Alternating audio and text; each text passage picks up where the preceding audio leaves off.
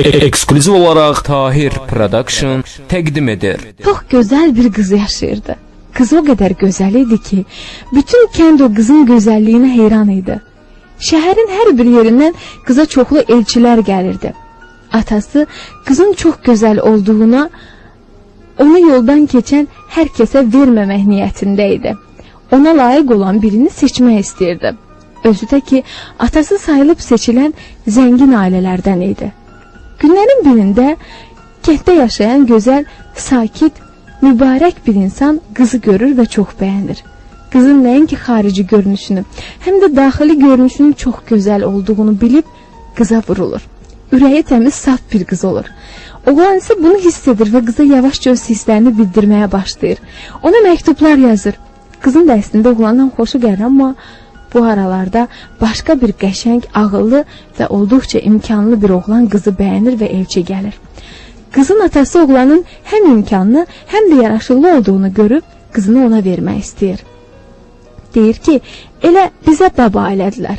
Amma qız onu sevən kasıb oğlanın qəlbinin nə qədər gözəl olduğunu bilirdi. Elə ona görə də onunla ailə həyatı qurmaq istəyirdi. Atası bir təhər qızı razı salır. Onlar nişanlanırlar. Qızı həqiqi çox sevən kasıb oğlan isə çox pis olur. O qızın da qəlbinin gözəl olduğunu bildiyi üçün bu evliliyi istəməmiş. Lakin artıq gec imiş. Günlərin birində qız həyatda gəzərkən onu maşın vurur. Atası onu təcili xəstəxanaya çatdırır. Ayağından zədə alan qızın həkimlər tərəfindən bəlkə də topal olacağı bildirilir. Bunu qızın nişanlısı da eşidir. Çox pis olur. Ürəyindən qızın nişanını qaytarmaq keçir, amma bunu bir üzə vermir.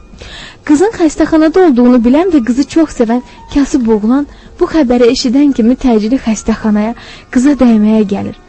Qızın yanında nişanlısını görməyəndə çox pis olur, amma bir tərəfdən bunu fürsət bilib qızla danışmaq istəyir. Hanı bəs sənin nişanlın? Bugün də səni təkmi qoyub getdi? Qız, yox, dünən bir dəfə gəlmişdi, yəqin işi var. İşi olmasa gələr, inanmıram gəlməsin deyir. Amma oğlan qızın nişanlısını tanıdığı üçün qıza yavaşca deyir. Mən sizin nişanlınızı tanıyıram. O sizin gözəlliyinizə və pulunuza vurğundur. Məni düzgün başa düşün. Amma o bir gün sizi pis vəziyyətdə buraxıb gedəcək. İnanın ki, amma mən necə olur olsun sizi qəbul edirəm və sizin qəlbinizin gözəlliyinə vurğunam. Sizi çox sevirəm. Qız biraz bu sözləri sui-istifadə kimi anlayır, elə ona görə də çox əhəmiyyət vermir. Amma nişanlısının ona gəlib dəymədiyinə də çox üzülür. Nişanlısı çox gec, bir-iki gündən bir gəlib qıza dəyirmiş. İşinin çox olmasını bəhanə edirmiş. Həftələr keçir, qızın ayağı düzəlir. Qızın ayağının düzəlməsi üçün atası çox böyük bir əməliyyat keçirtdirir. Qız xəstəxanadan çıxandan sonra isə nişanlısı ilə söhbət etdiyi zamanlarda nişanlısı ona işlərinin bu arada qarışıq olmasını deyir. Bir sözlə yalvar-yaxar edir və qızı buna inandırır, razı salır. Beləcə, günlərin birində bu qızın toyu olacağı bütün kəndə yayılır. Atası kəndin ən ucqar nöqtələrinə belə dəvətnamələr paylayır. Toy mərasimi keçirilir. Bunu qızı sevən həmin kasıb oğlan da eşidir. Nəhayət, qızın toyu olur. Oğlan isə əlindən sadəcə ona xoşbəxtlik diləmək gəlir. Toydan 6 ay keçir. Onlar normal qaydada dolanarkən günlərin birində həyat yoldaşı ilə birlikdə qız yenə qəzaya uğrayır. Elə bir qız gözəlliyindən gözə gəlirmiş sanki. Həyat yoldaşına heç nə olmaz ikən qız ağır qəzadan yataq xəstəsinliyinə düşür. Qəzadan 1 ay keçir və hələ də qız ayağa durub gəzə bilmir. Artıq onun bir ayağının kəsiləcəyini söyləyirlər. Bu əməliyyatdan sonra isə qızın yoldaşı buna dözə bilmir. Günlərin birində qıza məktub yazıb evi tərk edir. İmkanı olduğu üçün evi, eşiyi, hər şeyi xanımına buraxır. Lakin xanımını tərk edir. Tərk etmənin səbəbini isə yanındakı xanımını bu cür görə bilməməsi kimi açıqlayır. Öz yanında belə bir xanımı özünə yaraşdıra bilmir. Nə zamansa bu hadisə kəndə yayılır. Qızı qəlbən sevən kasıb oğlanın qulağına da gedib çatır. O soraqlaşa qızı axtarıb tapır. Evinə dəvət istəyir.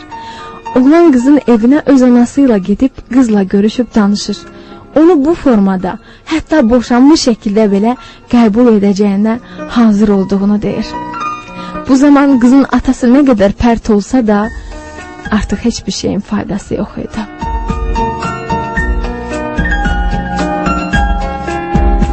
Ailə həyatı quran iki gənc xoşbəxt ömür sürürlər.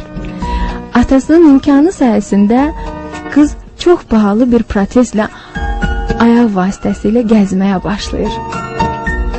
Amma oğlan onu hər an, hər saniyə daha çox, daha böyük məhəbbətlə sevdiyini sübut edir. Bəlkə də minlərlə ailələrə nümunə olacaq bu ailələr. Çünki həqiqi sevgi üzərində qurulmuş bir ailədir. Və unutmayın ki, dostluq edərkən və ya evlilik seçimi belə edərkən hər zaman ən çətin anlarda belə sizinlə bir ömür boyu ola biləcək insanlar